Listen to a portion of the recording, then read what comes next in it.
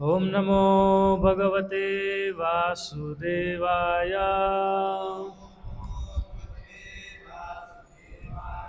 ओम नमो भगवते वासुदेवाय।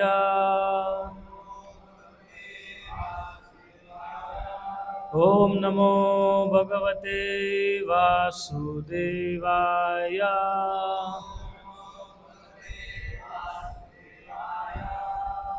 हरे कृष्णा। सो आज हम पढ़ रहे हैं श्रीमद् भागवतम स्कंद 10 अध्याय 24 श्लोक नंबर 36।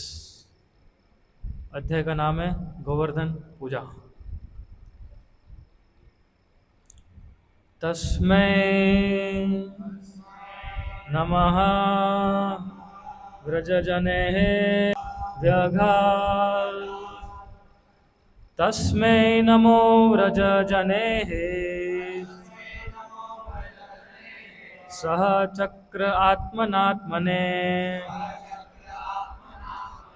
अहो पश्यत् शैलोऽसौ रूपिणो अनुग्रहं व्यघात्। तस्मै नमो व्रजजने सह चक्र आत्मनात्मने। अहो पश्यत् शैलोऽसौ रूपिणो अनुग्रहं व्यगात्। तस्मै नमो व्रजजने सह चक्र आत्मनात्मने। अहो पश्यत् शैलोऽसौ रूपिणो अनुग्रहं व्यगात्।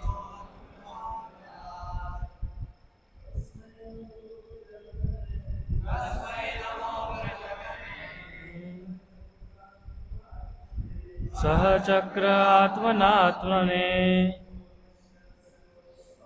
अहो पश्यत् शैलोऽसौ रूपिणो अनुग्रहं व्यगात्।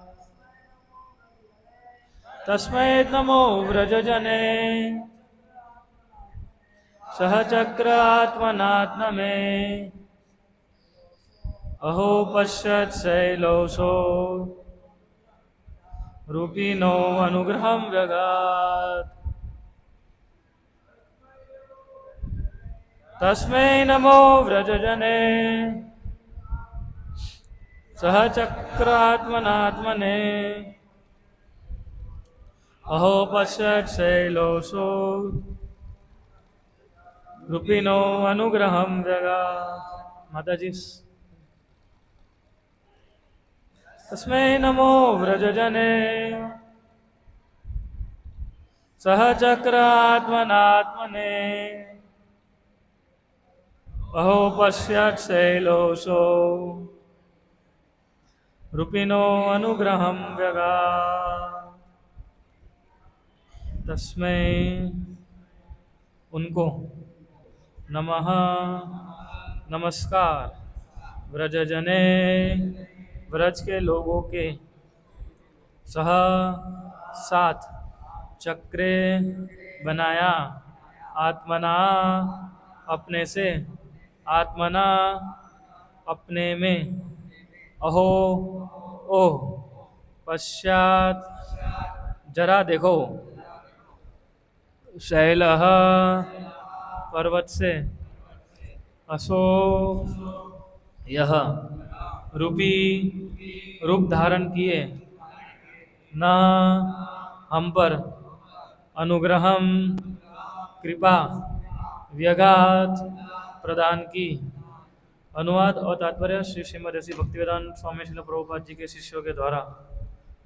श्रील प्रभुपाद की अनुवाद। श्री कृष्ण ने व्रजवासियों सहित गोवर्धन पर्वत के इस स्वरूप को नमन किया और इस प्रकार वास्तव में अपने आप को ही नमस्कार किया। तत्पश्चात उन्होंने कहा, जरा देखो तो यह पर्वत किस प्रकार पुरुष रूप में प्रकट हुआ है और इसने हम पर कृपा की है, कृपया द्वारा ही है। श्री कृष्ण ने ब्रजवासियों सहित गोवर्धन पर्वत के इस स्वरूप को नमन किया और इस प्रकार वास्तव में अपने आप को ही नमस्कार किया। तत्पश्चात उन्होंने कहा, जरा देखो तो यह पर्वत किस प्रकार पुरुष रूप में प्रकट हुआ है और इसने हम पर कृपा की है। तात्पर्य, इस श्लोक से स्पष्ट हो जाता है कि भगवान श्री कृष्ण ने अपना विस्तार किया था। वे वृंदावन के उत्सव मनाने वालों के बीच अपने सामान्य रूप में दिख रहे थे, जबकि उसी के साथ गोवर्धन पर्वत के विशाल रूप में भी प्रकट हो रहे थे। इस तरह बालक श्री कृष्ण ने वृंदावन वासियों को अपने गोवर्धन पर्वत रूपी नए अवतार के समक्ष नमन करने को कहा और सबको बतलाया कि गोवर्धन के इस देवी रूप ने उन पर महती कृपा की है। भगवान श्री कृष्ण के विस्मयकारी दिव्य कार्यकलाप आमोद प्रमोद युक्त वातावरण के अनुरूप थे। ओम अज्ञानतिमिरान्धस्य ज्ञानाञ्जनशलाकया चक्षुरुन्मीलितं येन तस्मै श्रीगुरुवे नमः। श्रीचैतन्यमनोभीष्टं स्थापितं येन भूतले स्वयं रूप कदामयं ददाति स्वपदान्तिकं। वन्देऽहं श्रीगुरु श्रीयुतापदकमलं श्रीगुरून् वैष्णवांश्च श्रीरूपं साग्रजातं सहगण रघुनाथान्वितं तं सजीवं साद्वैतं सावधूतं परिजनसहितं कृष्णचैतन्यदेवं श्रीराधा कृष्णपादान् सहगण ललिता श्रीविशाखान्वितांश्च। हे कृष्णा करुणा सिन्धु दीनबन्धु जगत्पते गोपेश गोपिका कांत राधा कांत नमस्तुते। तप्त कांचन गौरांगी राधे वृंदावनेश्वरी वृषभानुसुते देवी प्रणमामि हरिप्रिये। वाञ्छाकल्पतरुभ्यश्च कृपा सिन्धुभ्यैव च पतितानां पावनवेभ्यो वैष्णवेभ्यो नमो नमः। जय श्री कृष्ण चैतन्य प्रभु नित्यानंद श्री अद्वैत गदाधर श्रीवासादि गौर भक्त वृंद। हरे कृष्णा कृष्णा कृष्णा हरे हरे, हरे राम राम राम हरे हरे। हरे कृष्णा। श्री कृष्ण ने व्रजवासियों सहित गोवर्धन पर्वत के इस स्वरूप को नमन किया और इस प्रकार वास्तव में अपने आप को ही नमस्कार किया। तत्पश्चात उन्होंने कहा, जरा देखो तो यह पर्वत किस प्रकार पुरुष रूप में प्रकट हुआ है और इसने हम पर कृपा की है। तो आप सब भक्तों का हार्दिक स्वागत प्रातःकालीन भागवत कक्षा में। और जैसे कि हम देख रहे हैं, हम पढ़ रहे हैं श्रीमद् भागवतम के 10वें स्कंद से और विशेष रूप से हम पढ़ रहे हैं गोवर्धन लीला के बारे में।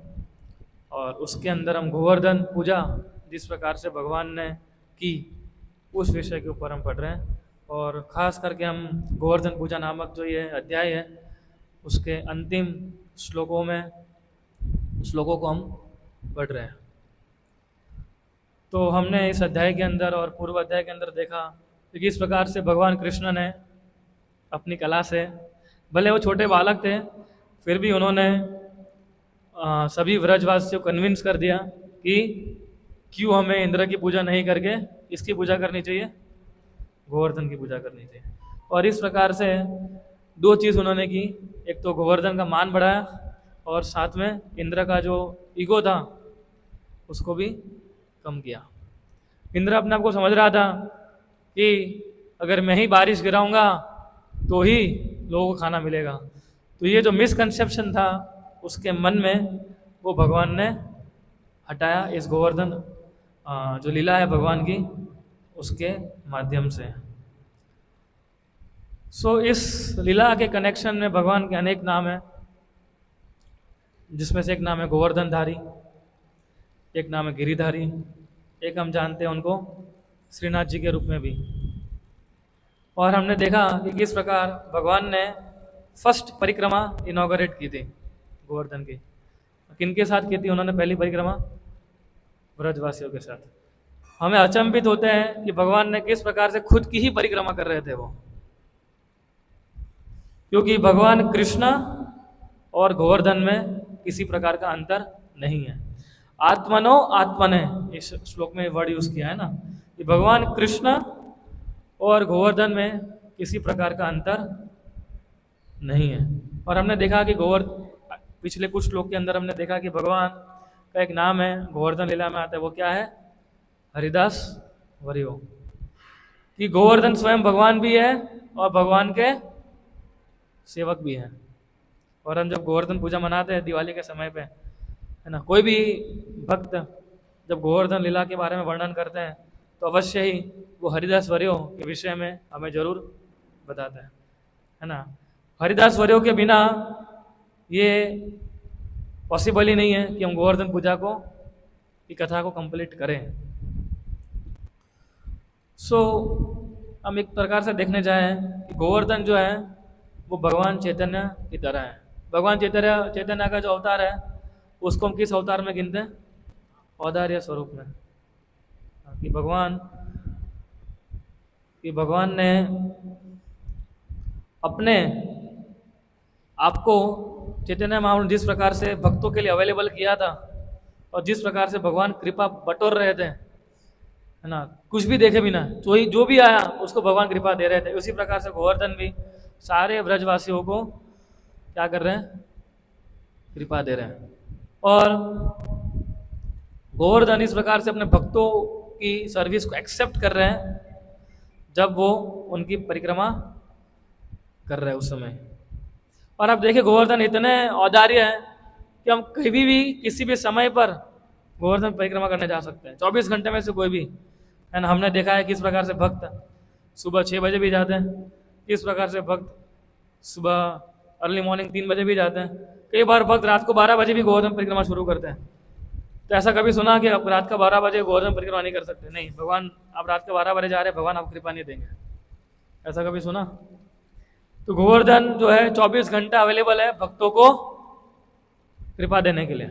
जिस प्रकार से चैतन्य महाप्रभु ने कृपा बटोरी, उसी प्रकार से गोवर्धन भी जो है वो कृपा बटोर रहे हैं।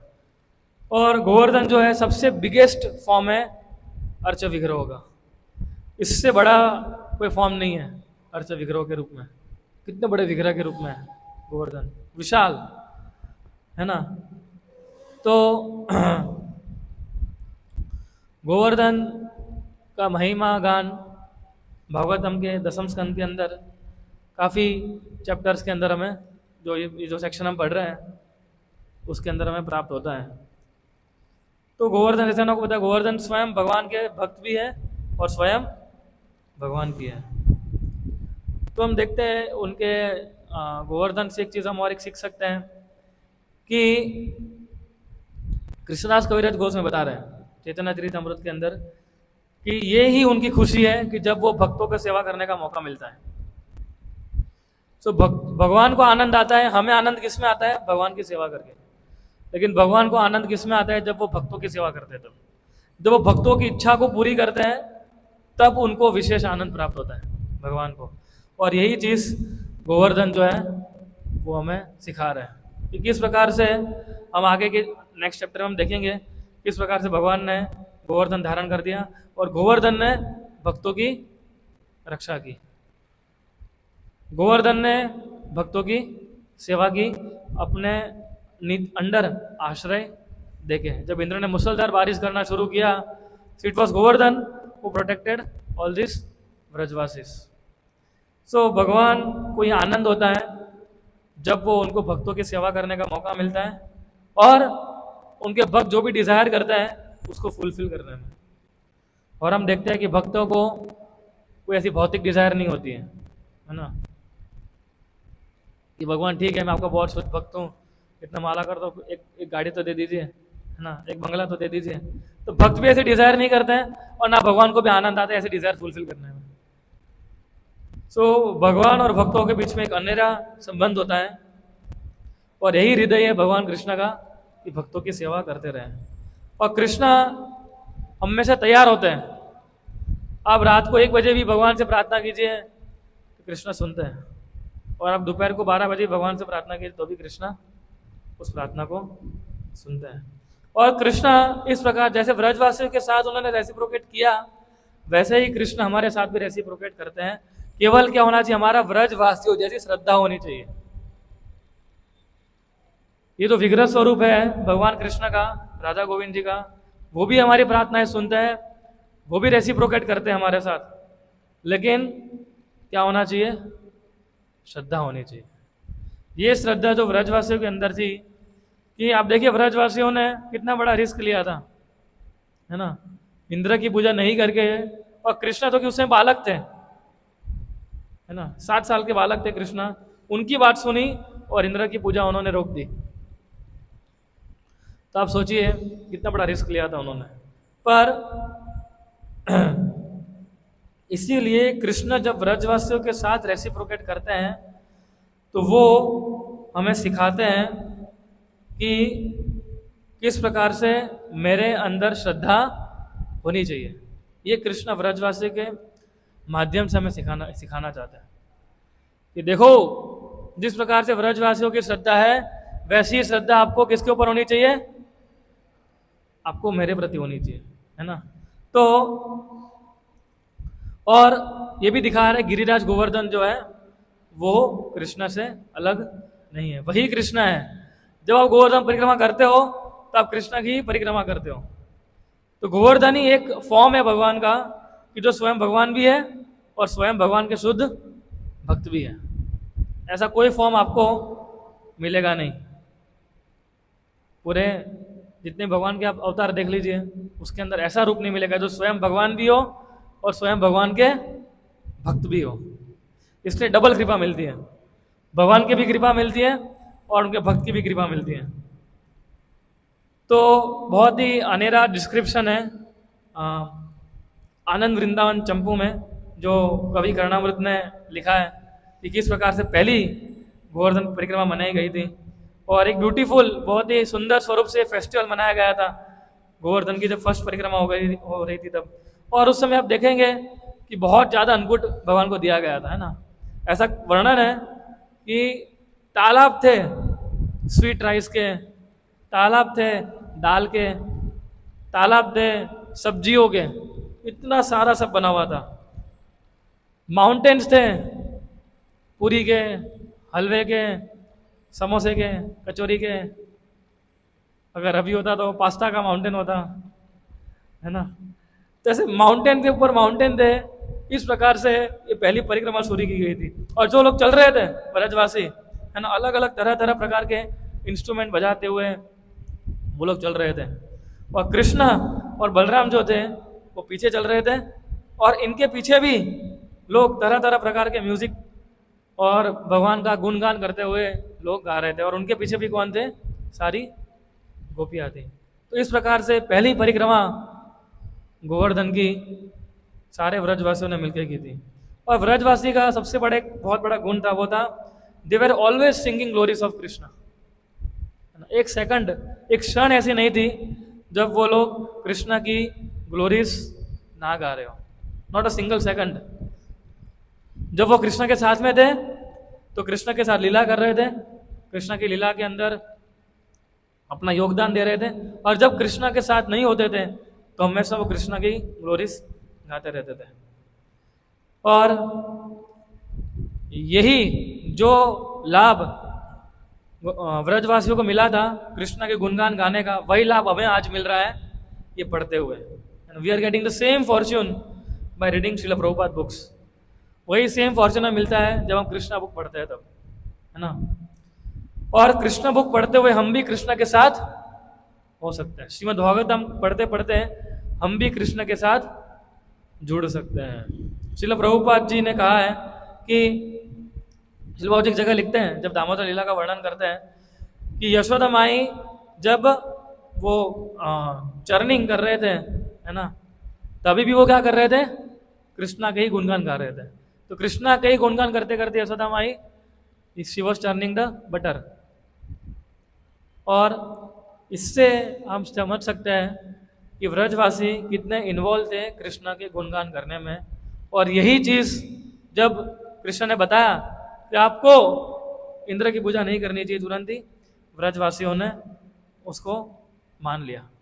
और आप देख सकते हैं उस समय भी वो लोग कृष्ण का ही गुणगान गा रहे। कथा कथा गानम नाट्यम गमन अभी वंशी प्रिय सखी, है ना। तो हमेशा वो लोग कृष्ण के ही गुणगान में रचे हुए थे। आप देखिए, जब आप किसी से प्रेम करते हैं तो हमें कितना आनंद आता है उस शक्ति के गुणगान करने में, हम थकते ही नहीं हैं, है ना। ये हमने देखा होगा, जब हम किसी से प्रेम करते हैं हम थकते भी नहीं है, गुणगान करते जाते करते जाते करते जाते, कहीं ना कहीं से ढूंढ निकाल लेंगे कैसे उसका गुणगान किया जाए, है ना कहीं से हम लोग उसकी अच्छी क्वालिटीज को देखेंगे, जिस व्यक्ति को हम ज़्यादा प्रेम करते हैं। तो हम देखते हैं कि और फिर जब आप गुणगान करते रहते गुणगान एक गीत के रूप में बाहर निकलता है, एक कविता के रूप में वो बाहर निकलता है। इसी प्रकार से ऐसी अनेक कविताएं बाहर निकल रही थी इन ब्रजवासियों के मुख से कृष्ण के प्रति। और जैसे मैंने आपको बताया, व्रज के अंदर जो भी चीज होती थी वो कृष्ण के लिए ही होती थी। कृष्ण को सेंटर में रख के वही सारी चीजें होती थी व्रज के अंदर। सुबह उठने से लेके रात को, इवन सोना भी कृष्ण के लिए होता था। सोचते थे कि आज सो जाएंगे तो कल कृष्ण के साथ हम ज्यादा अच्छे से खेल पाएंगे, है ना। तो हम कल अच्छे से कृष्ण की सेवा, गोपियां सोचती थी कि हम कल अच्छे से कृष्ण की सेवा कर पाएंगे अगर हम थोड़ा अच्छा रेस्ट ले लेंगे। तो सोना भी किसके लिए था? कृष्ण के लिए था। जब कृष्ण जाते थे तो भी कृष्ण के लिए सोचते थे, जब कृष्ण आते थे तो भी कृष्ण के लिए, पूरा कृष्ण कृष्ण कृष्ण कृष्ण कृष्ण। और उनके दिमाग में कुछ होता ही नहीं था कृष्ण के अलावा, फुल्ली कृष्ण कॉन्शियस, है ना। यही कृष्ण प्रभुपाद बोलते हैं, यही this is only Krishna consciousness, कि to always remember Krishna 24 hours, that is Krishna consciousness. ये कैसे कृष्ण की और अच्छी सेवा कर, अभी जैसे जगन्नाथ रथ यात्रा आ रही है, तो कैसे हम रथ यात्रा में अच्छे से अच्छी सेवा कर सके, कैसे इस रथ यात्रा को ऐसा अच्छे से हम करें कि जैसे अहमदाबाद के जितने भी लोग हैं वो और आकर्षित होकर हमारे मंदिर में भगवान के दर्शन करने के लिए आए। तो ये क्या हो गया? This is also Krishna consciousness. Prabhupada इस रथ यात्रा को केवल भारत तक सीमित नहीं रखा उन्होंने, वो पूरे विश्व में ले गए श्रील प्रभुपाद जी। तो इसलिए भगवान का गुणगान जो है कोई भी सीमित नहीं होता है, असीमित होता है। प्रभुपाद जी सोचा जगन्नाथ जी खाली भारत में क्यों होने चाहिए, पूरे विश्व में होने चाहिए। तो आज हम देखते हैं इस्कॉन के माध्यम से पूरे विश्व में कहीं ना कहीं आज 365 दिन होते हैं, अगर आप देखें कहीं ना कहीं रथ यात्रा चल रही होती है जगन्नाथ जी की, है ना। कई बार ऐसा भी होता है कि एक दिन में 2-2 रथ यात्राएं चलती है। इवन 7 तारीख को देख लीजिए रथ यात्रा है तो पूरे भारत में कितनी सारी रथ यात्रा निकलती है केवल इस्कॉन की। तो ये भक्तों का स्वभाव होता है कि जितना हो सके उतना भगवान का वो गुणगान करते हैं। और हम देखते हैं कि ब्रजवासी लोगों ने कितना बड़ा रिस्क लिया था कि जब उन्होंने कृष्ण को फॉलो किया। एक प्रकार से देखें तो इंद्र को उन्होंने नकार दिया था कि ठीक है ये बोल रहा है तो हम तो हर साल इंद्र की पूजा करते हैं, एक बार इस बार इसकी पूजा करते हैं। लेकिन ये बहुत ही सेफेस्ट रिस्क था क्योंकि वो कृष्ण की प्रसन्नता के लिए ये कर रहे थे। और हम देखते हैं कि जब भक्त भगवान की प्रसन्नता के लिए रिस्क लेते हैं तो भगवान स्वयं उनकी मदद करने के लिए आ जाते हैं। भगवान आते कि नहीं आते? अगर भक्त इसी प्रकार का रिस्क लेता है भगवान की प्रसन्नता करने के लिए तो क्या भगवान उनको बचाने के लिए आते कि नहीं आते? हमारे भागवतम के अंदर कितने उदाहरण हैं ऐसे, जिसमें से एक उदाहरण किनका है? प्रहलाद महाराज का।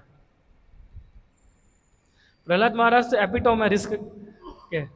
आप सोचिए वो विष्णु का नाम ही ले रहे थे और फिर उनको जैसे फॉर एग्जांपल उसमें से एक बार उनको कहाँ से गिराया था? पर्वत से उनको गिराया था। तो प्रहलाद महाराज पर्वत के ऊपर ले जा रहे थे, तभी वो सोच रहे होंगे, बोले सही में लेके जा रहे हैं मेरे को ऊपर, हाँ कृष्ण अब तो बचा दो।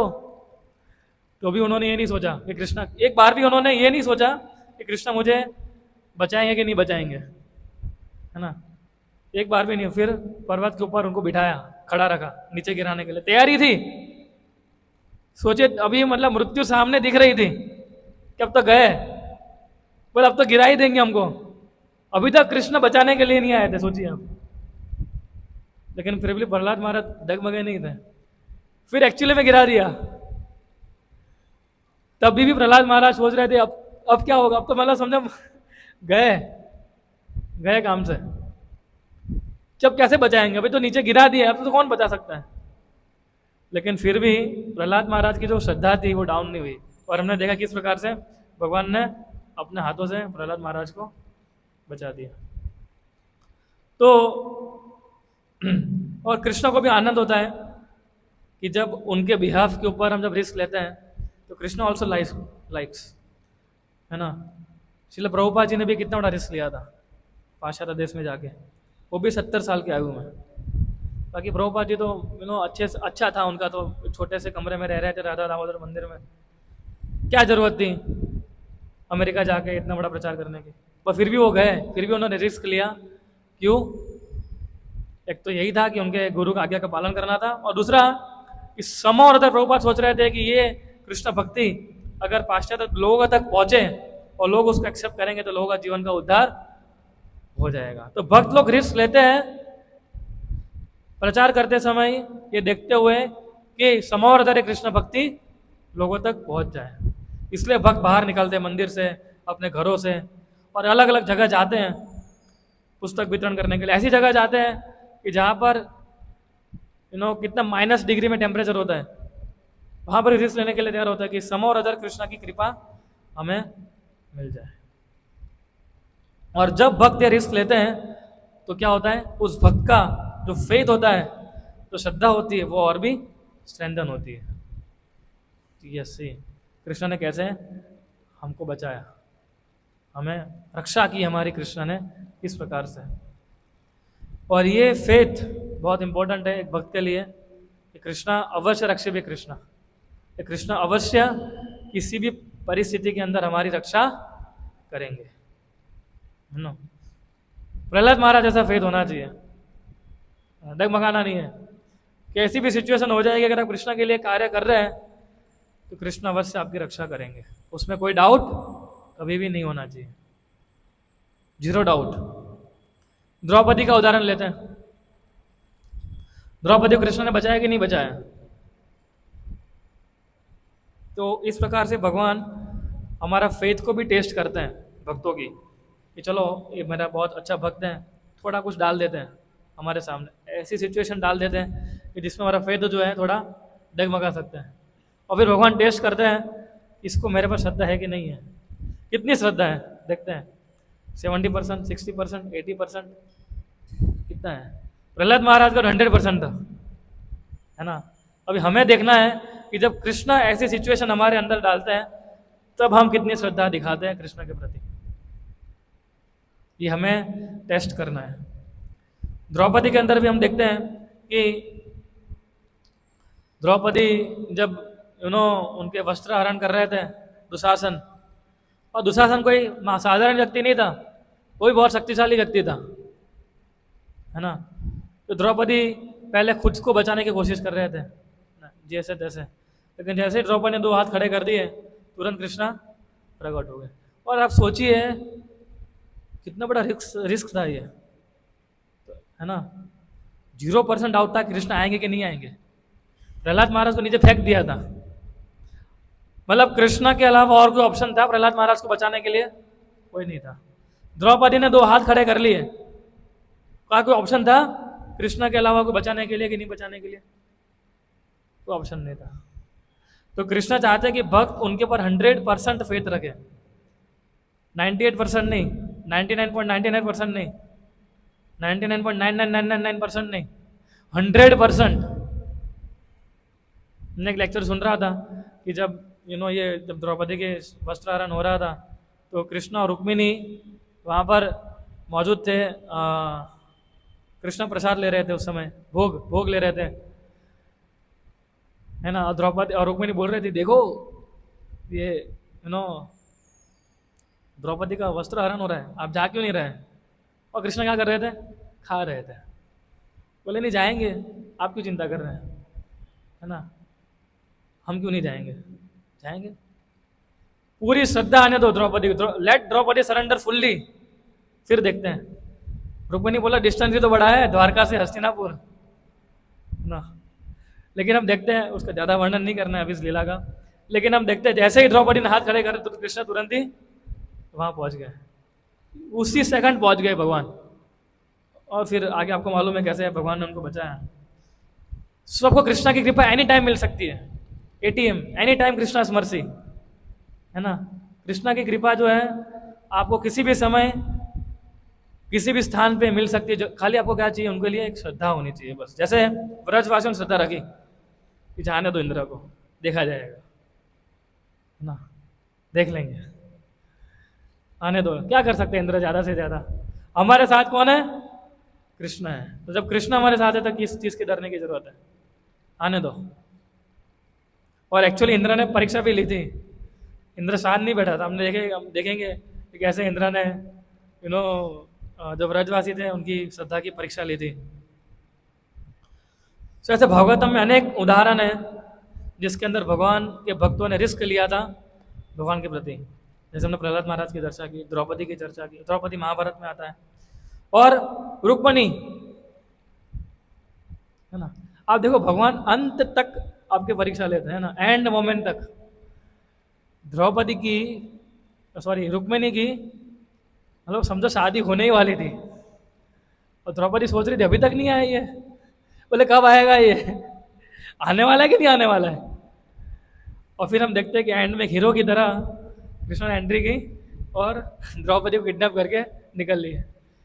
लोग देखते ही रह गए, रुक्मी, शिशुपाल, ये लोग देखते रह गए, कृष्ण आए और गए। ऐसा नहीं, कई बार हम देखते हैं ना, आए लेके चले गए, कुछ कर ही नहीं सके वो लोग। फिर मालूम पड़ा रहे तो लेके भाग रहे, भागो इसको मारो पीटो। सो रुक्मणी को कृष्ण के प्रति ये अनुराग कैसे उत्पन्न हुआ था, इतना डीप अट्रैक्शन, कि जब उन्होंने भक्तों से सुना था, तब जब उन्होंने नारद मुनि वहाँ आया करते थे, उनके जो पिताजी थे उनके घर पे आया करते थे और कृष्ण की ग्लोरीज, कृष्ण गुणगान वो गाते रहते थे। और ये रुक्मणी सुन रही थी कृष्ण के गुणगान जो थे, और वैसे गुणगान जब रुक्मणी सुन रही थी तब रुक्मणी ने सोच लिया था कि पति तो मैं कृष्ण को ही बनाऊंगी, है ना। लेकिन रुक्मी जो था, उनका भाई था, वो काफ़ी एक प्रकार से बोल डेमोनिक व्यक्ति था, राक्षसी वृत्ति वाला था। उसने रुक्मिणी का विवाह किसके साथ तय कर दिया था, शिशुपाल के साथ, जो कि कृष्ण का प्योर एनवियस और एनिमी था। और उनके तो पिताजी थे, वो भी कुछ नहीं कर सकते रुक्मी के सामने। तो रुक्मिणी ने जब ये सुना तो रुक्मिणी भी समझ गई कि एक ही व्यक्ति मुझे मदद कर सकते हैं, वो कौन है, स्वयं भगवान। तो रुक्मिणी ने किसको भेजा, एक ब्राह्मण को भेजा। उस समय देखिए ऐसा पॉसिबल नहीं था, फोन करना, व्हाट्सएप मैसेज करना या वीडियो कॉल करना, तो तुरंत कम्युनिकेशन नहीं होता था। वो ब्राह्मण को भेजना पड़ा और उसमें कई दिन लगते थे। और ऐसा नहीं था, वंदे भारत नहीं थी उस समय कि चलो बैठे और 4-5 घंटे में पहुंच गए द्वारका, समय लगता है ना पहुंचने में। तो ब्राह्मण को भी समय लगा, तो वो सब रिस्क लिया रुक्मिणी ने। और हम देखते हैं कि जब ब्राह्मण को भेजा उन्होंने, तो इधर एक चीज़ हम समझते हैं कि ब्राह्मण और वैष्णव की कृपा कितनी इंपॉर्टेंट होती है हमारे भक्ति में जीवन के अंदर। तो वैष्णव की जो प्रार्थना होती है वो बहुत ही पावरफुल होती है, बहुत इंपॉर्टेंट होती है हमारे जीवन के अंदर, है ना। जब वैष्णव आके कृष्ण को प्रार्थना करते हैं हमारी तरफ से, ये कृष्णा, ये देवानंद चैतन्य प्रभु है, हाँ देखो कितना परिश्रम कर रहे हैं आपकी भक्ति करने के लिए, आपको प्रसन्न करने के लिए, है ना, कृपा बिंदु आप दे दीजिए इस व्यक्ति को। जब कोई वैष्णव वो बोलता है तो तुरंत भगवान दे देते हैं। हम जाएंगे शायद, हम बोले कृपा दीजिए, कृपा शायद ना दे, है ना, लेकिन कोई दूसरा वैष्णव जाके बोलेगा, है ना, विक्रम राघव जाके बोलेंगे शायद, देवानंद वैष्णव शायद सुन ले भगवान, है ना। तो इसलिए जब वैष्णव जाते हैं भगवान के सामने और जब वो कृपा प्रार्थना करते हैं, इसीलिए ये बहुत जरूरी है वैष्णव को संतुष्ट करना।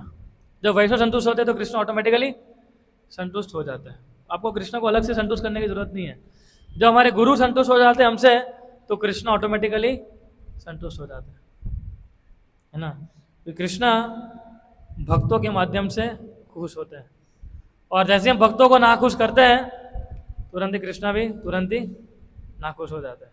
चाहे जो भी सिचुएशन हो, इन एनी सिचुएशन कृष्ण को अगर प्रसन्न करना है हमें तो भक्तों को प्रसन्न करना बहुत जरूरी है, और भक्ति हमें कृष्ण की ओर ले जाएंगे। और जैसे आप देखें कि जैसे ब्राह्मण पहुंचे द्वारका में, सो फ्री एंट्री थी पूरी, किसी ने रोका नहीं ब्राह्मण को, है ना। क्यों ऐसा? नमो ब्राह्मण देवाय वो ब्राह्मण हिताय। तो कृष्णा इवन जब सुदामा गए थे तो पूरी green carpet, red carpet entry थी सुदामा ब्राह्मण के लिए। तो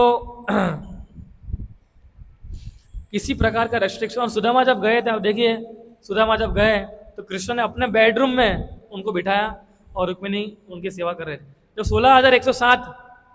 108 रानियां है ना, लेकिन रुक्मिणी के घर पे थे। तो जब दूसरी रानियों ने सुना कि कृष्ण के बोले कोई ब्राह्मण आया है और रुक्मिणी उसकी सेवा कर रही है और कृष्ण बहुत प्रसन्न हो रहे हैं उस ब्राह्मण को देख के, तो सारी रानियां सोच रही थी हमको भी इनकी सेवा करनी है।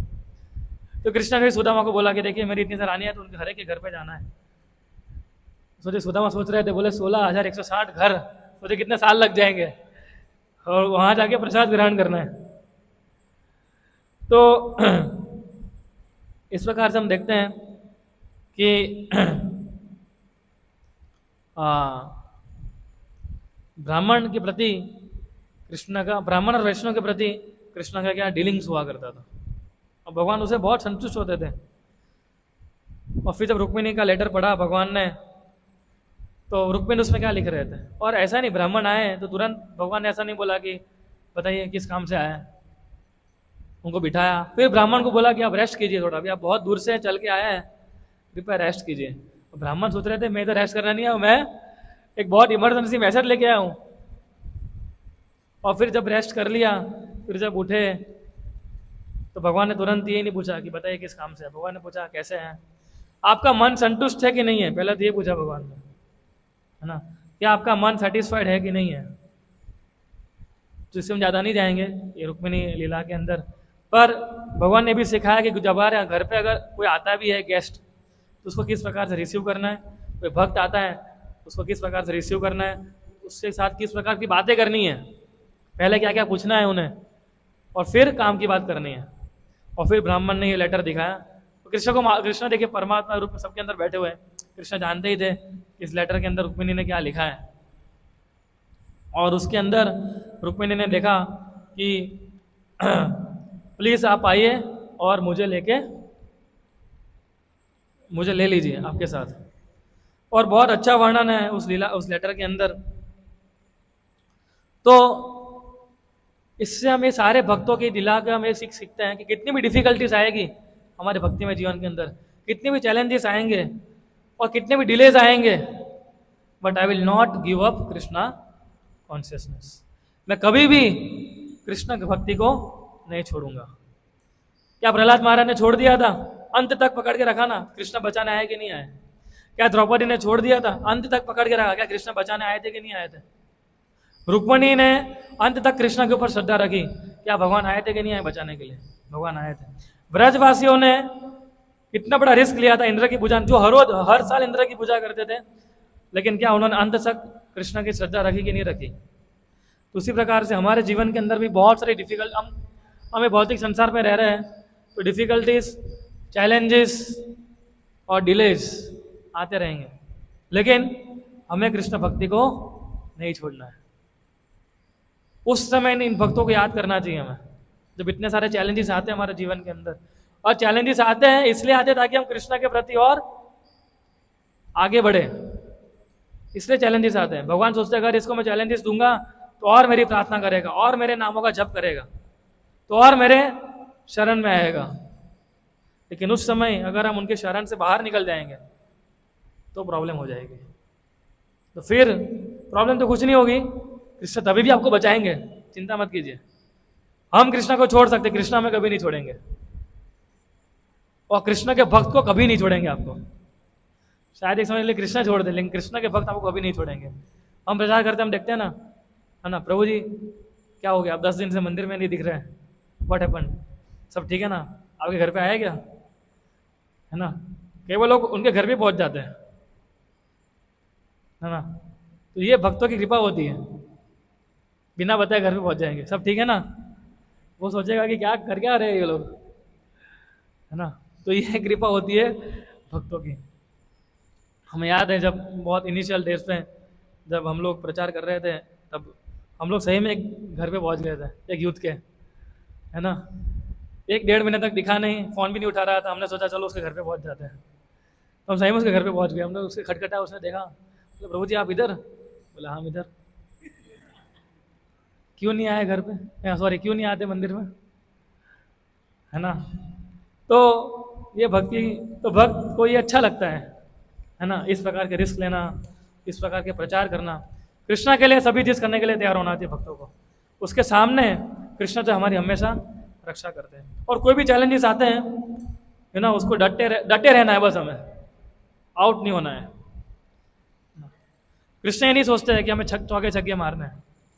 कृष्णा खुश है अगर आप टपट खेलते रहेंगे तो भी चलेगा, है ना। राहुल द्रविड़ की तरह खेलोगे टेस्ट मैच तो भी चलेगा। कृष्ण को T20 नहीं खिलानी है हमें नहीं करना। T20 खेलेंगे तो 4 चौके छक्के मारे और फिर सीधा आउट, ऐसा नहीं करना है। ऐसा कृष्णा नहीं चाहते। कृष्णा चाहते हैं कि हमारी श्रद्धा और बढ़ती रहे और हम टिके रहे, है ना। और फिर वो ब्राह्मण जाकर रुक्मिणी को बताया, चिंता मत कीजिए कृष्णा। और रुक्मिणी उसका मतलब ऐसा तो नहीं बोल ब्लड प्रेशर बढ़ गया था, लेकिन बहुत चिंता में थी वो, है ना। तो हमने देखा कि कैसे रुक्मिणी ने रिस्क लिया और ब्रजवासियों ने भी रिस्क लिया कृष्ण की प्रसन्नता के लिए। और हम देखते हैं अंत में रिजल्ट क्या हुआ, कृष्ण ने उनसे भक्तों की रक्षा की। श्री गोवर्धन लीला की जो पास्ट टाइम, उससे हम बहुत सारी चीज़ें सीख सकते हैं। There are enormous teachings we can get from the past time of Govardhan Puja. और ये बहुत ही one of the important aspect है। इसके अंदर आप देखिए भगवान का भक्तों के साथ संबंध कैसा है, वो भी बताया गया है। भगवान इंद्र भी भगवान का भक्त है ना।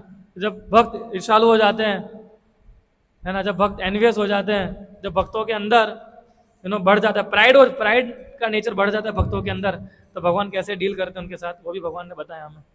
भगवान को अच्छा नहीं लगता है कि उनके भक्त जो है एकदम प्राइडफुल नेचर के हो जाए। कृष्ण को अच्छा नहीं लगता। कृष्ण देखते हैं अरे ये क्या समझ रहा है, ऐसा समझ रहा है कि सब मेरे द्वारा हो रहा है। फिर कृष्ण तुरंत ही सिखाते हैं, जैसे इंद्र को सिखाया, है ना। भगवान ने कितने सारे असुरों का वध किया, इंद्र का वध किया भगवान ने, क्यों?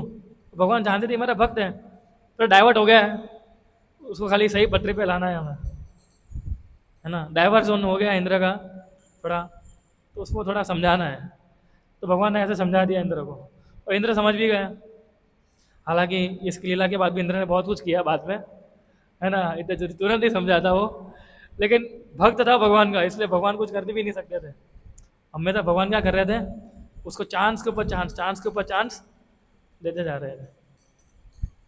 सो ठीक है, तो आज गुंडीचा मार्जन हम लोग करने वाले हैं अभी। हालांकि गुंडीचा मार्जन 6 तारीख को है, तो हम गुंडीचा मार्जन करते किस लिए करते हैं, ताकि हमारा हृदय शुद्ध हो जाए। चैतन्य महाप्रभु ने स्वयं उनके आचरण से हमें सिखाया कि भगवान का मंदिर का साफ करना कितना जरूरी है। भगवान ने खुद ने ये हमें सिखाया कि क्यों भगवान का मंदिर साफ करना जरूरी है, कि क्यों भगवान का मंदिर का साफ करते हुए हमारे हृदय का मैल भी साफ हो जाएगा। सभी भक्त लोग आए आज, और हम चाहते हैं कि आप मंदिर को साफ कीजिए। मंदिर को साफ करते करते आपके हृदय को भी साफ कीजिए, और जैसे हमारा हृदय साफ हो जाएगा उतनी हमारी श्रद्धा बढ़ती जाएगी कृष्ण के प्रति, और श्रद्धा बढ़ेगी तो ऑटोमेटिकली हमारा डिवोशन भी बढ़ता जाएगा। ठीक है, so we end here. Sorry समय थोड़ा ज़्यादा हो गया क्योंकि हमारी सेवा करनी है अभी। ओके, हरे कृष्णा। ग्रंथराज श्रीमद् भागवतम की, जगत गुरु श्रील प्रभुपाद की, गौर प्रेमानंदे।